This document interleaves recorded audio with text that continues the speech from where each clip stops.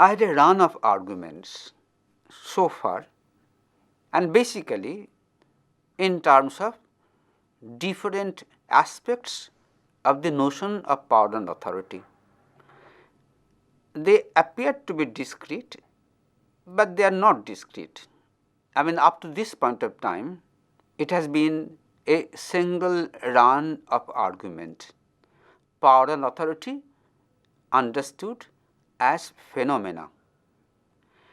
Now, all phenomena demand explanation. That would mean they become theorized. So, now we go over to a specification of a large number of theories which have developed around power and authority. To give you a preview, we do not suggest that at the point we stop today's lecture would also be the final point in the evolution of the notion of power and authority or formulation of a theory. For example, when I was a student, I had no idea of Michel Foucault because there is no Michel Foucault. That would mean successively stalwarts, political philosophers, thinkers, they emerge and they suddenly skew the analysis so far in a particular direction. So, the theories listed today do not mean they are the ultimate theories, but one thing is for certain, that the each next theory has emerged as a reaction to each previous theory. This is normally called the cumulative dialectical growth in theoretical thinking, and no later theoretician can be oblivious of what the previous theoreticians have already offered. Seen in this light, we now propose to turn to the theories. The theories come in clusters, but then once again to warn you, and this warning is very important to bear in mind, that these clusters actually combine and recombine. That is, they fertilize themselves so that there can be another at least seemingly new kind of theory. Let me give this example. There was a Marx and his compatriot Engels who provided a theory since then known as the Marxian theory. But then people believing in their line of logic, they have added and extended. We shift from the notion of the Marxian theory to the notion of the Marxist theory, and there is some difference, because the Marxists are Marxians, but the Marxists actually add to the core idea formulated by Marx and Engels. Likewise, we talk about the neo-Marxists, which means each theory is refreshed by the coming into the scene of a man who accepts the core of the argument, but enriches it by additional logic, additional concept, additional force of the argument. All the theories must be understood in terms of their continuous dynamic growth. This is something you must remember as you listen to a very essentialist rendering of the major theoretical positions. The first cluster will be called the liberal theory, but there must be a question that why it is the first cluster and why it is not the second cluster.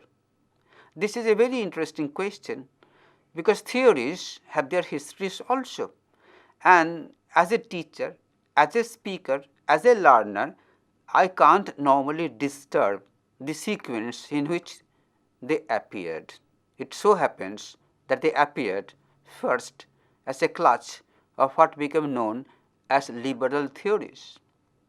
The historical context of the formation of liberal theory is obviously the rise of a new ruling class called the bourgeoisie after the collapse of European feudalism.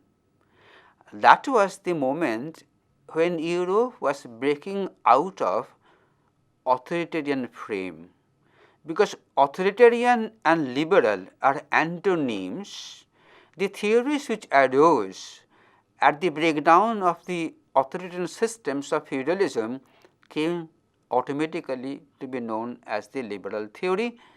Its celebrated principle is this, that individual should enjoy freedom. It has been a major theory. We have variants of liberal theory.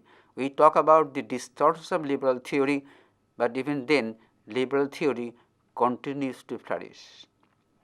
I will mention 1, 2, 3 at most of those who contributed to the formulation of classical liberal theory. Let me tell you that when I say the formation of classical liberal theory, I drop a hint that there has been extensions, but the basic foundation was laid by this particular classical liberal theoretical position. The man to begin with, I have already named him, Thomas Hobbes. Thomas Hobbes, at a more popular level, is famous for his theory of state of nature. I will explain briefly what he meant by state of nature, not because I want to describe it, but because to signal that a new round of theoretical thinking regarding power came up, in which power became a sociological category, no longer a juristic category, that is, no longer a category in law. It became a category as a philosophical position. This is very vital to understand. The degree of sociologicalness of these liberal positions may vary, but for once there was a breaking out of the, let us say, the Austinian frame after John Austin, the famous theorist of sovereignty, who look at power only as the power which is legal and corporeal. It was soon discovered that this is insufficient in order to understand all our experiences of power. Thomas Hobbes had a notion of man essentially as a self-seeker. You may please concede that if you talk about an Adam Smith in economics, or you talk about the currently fashionable neoliberal economic theory, it still remains the cardinal observation that individuals are self-seekers. What do they seek? They seek gratification of their interests. What are their interests? Some interests pertain to their body, food, shelter, sexuality, reproduction. Some relate to their superorganic existence, like need for culture. We are interest driven individuals, and if resources for gratification are scarce, then the normal tendency among us would be to fight each other. That way, to quote Hobbes, life would become nasty, brutish and short, because everybody would be running after everybody to actually prevent somebody to enjoy a resource which is scarce. Hobbes wanted the formation of an authority, a center of power, which will put an end to a civil war prone society, metaphorically the state of nature. And he fell back on mythology actually to create a category called the Leviathan. The Leviathan would be the source of authoritarian power according to Hobbes. Why? Without absolute power, collective living would be indispensable. This is the beginning of allotting to power a social function, and all the specifications of theories which will now follow, they harp on the same thing, that power has a social function. That is why I raised the question, power is what power does. According to the liberal theory, then power, particularly the power of the state, is indispensable for the maintenance of a civil order. This clue was taken over by the two other thinkers famous for social contract theory, for example, Locke and Rousseau. Everybody believed that there must be what Locke called a common superior authority controlling individuals seeking their own interest, or for Locke, to protect the property of the individual. For Rousseau, the freedom of the person. Everybody was actually locating, pinpointing that power and authority, and particularly of the state, would have a vital social function to fulfill. That was also the beginning of the notion of legitimacy. In fact, to go back to Hobbes, Leviathan would be the absolute authority, and Hobbes would say it was legitimate, because only such kind of power can prevent a civil war.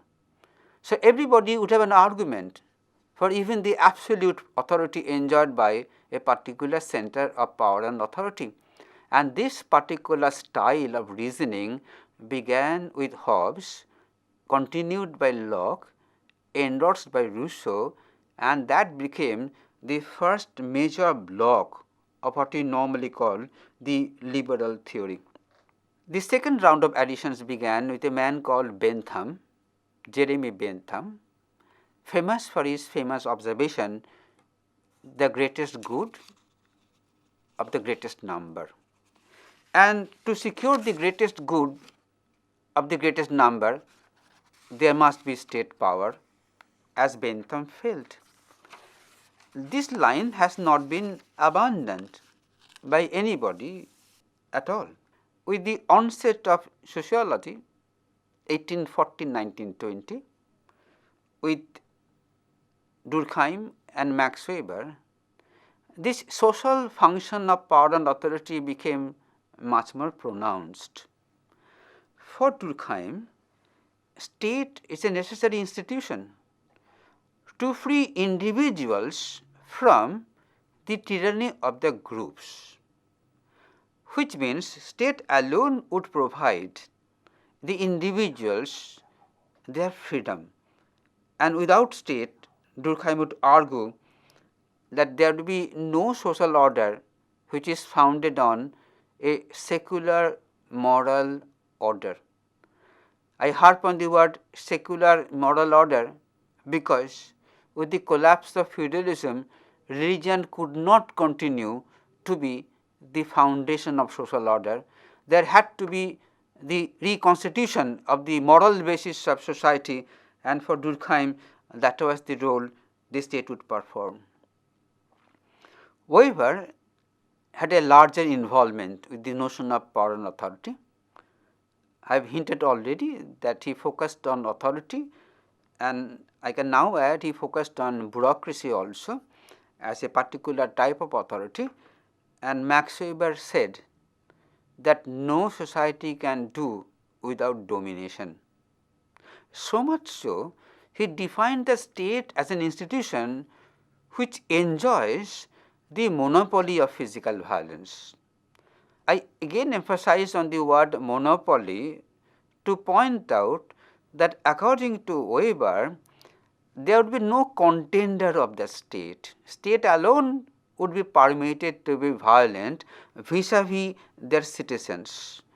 That is a very interesting development, and you know, as we progress unto Michel Foucault, we will discover how bits of these theories are actually taken over by Michel Foucault, say for a particular master theory of why power and authority becomes more modern and postmodern.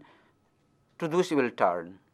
But between the liberal theory and the Foucauldian theory, two other blocks of theories intervened. One is the Marxian theory and the other is the elite theory. And what is interesting, that the Marxian theory arose as a critical dialectical response to liberal theory, and even today Marxist theory happens to be such. This Marxist theory shares with liberal theory the sociological temper. It is not different, but the unit changes. In liberal theory, the unit would be the individual. In Marxian theory, the unit changes into the class, the ruling class and the subject class. And in Marxist formulation, the state is actually the manifestation of the power of the ruling class in the interest of capital accumulation, power over the subject class, the laboring poor, or as you would say, the proletarian class and the common people. So, for Marx, the understanding is clear that power, the power of the state, is essential for a capitalist society, for it has a social function. The social function A of helping capital increase and B of keeping the dissenters at bay. That way, Marx located the state as an instrument of class domination, always appropriated by the ruling class. See, we actually are poised for taking a look at theories beyond the liberal theory. And since I have already talked about dialectical growth, the next reference has to be the Marxian theory, because the Marxian theory became a major critique of the liberal theoretical position. But then even Marxism triggered a new round of standpoint theories in which no longer class was the take-off point, gender became the take-off point, or ethnicity became the taken point. That way we say a continuous expansion in the ambit of critiques of liberal theory. The Marxian theory again influenced and conditioned both in neo-Marxian direction and in the direction of elite theory. The neo-Marxian direction would actually be in continuation with the fundamentals of Marxism, but in the writings of Gramsci and Althusser, culture became increasingly recognized as a very important factor, something allegedly Marx actually attributed no power at all. Much more interesting in the context of the Marxian theory would be the rise of the elite theory, particularly through the writings of Vilfredo Pareto. Our next round of lecture will focus on the elite theory.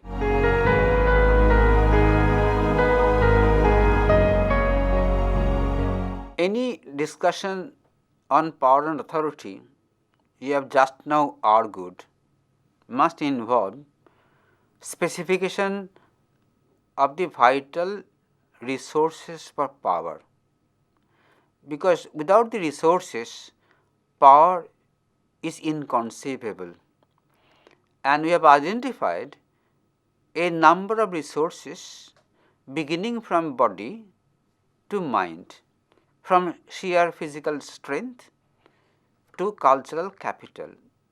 And we have statutorily pointed out that these sources actually reinforce each other. With this grounding, we started wondering how theories have formed around this experience of power and authority, and since it has been from time immemorial, theoretical thinking has also a very old history.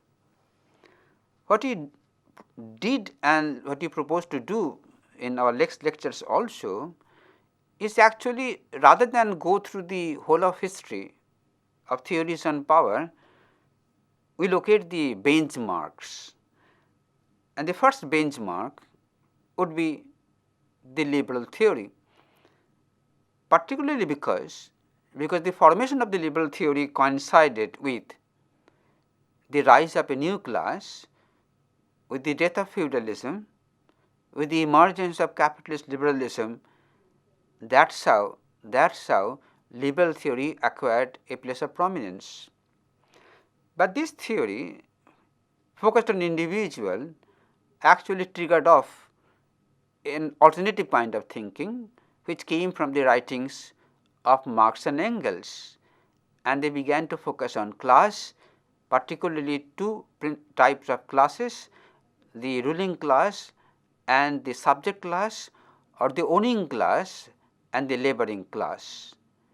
This hint that there can be a specific group in charge of power or victim of power actually led to another round of thinking taken over by feminists, black scholars, Dalit scholars, those who now take a cue from Marx to argue that power has never been universal, power has been appropriated by those who are powerful for whatever reasons at a particular historical moment.